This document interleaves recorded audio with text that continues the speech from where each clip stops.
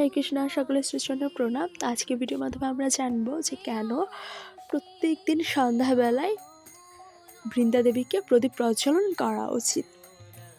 তো চলুন জেনে নেওয়া যাক কি এর মাহাত্ম্য।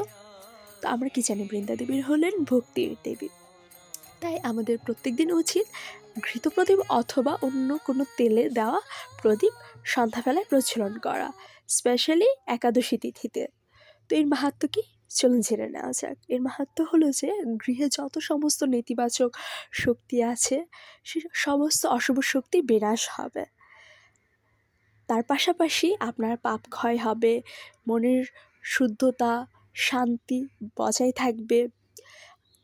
তাছাড়া আপনার গৃহে যত কলহ সে সমস্ত দূর হবে,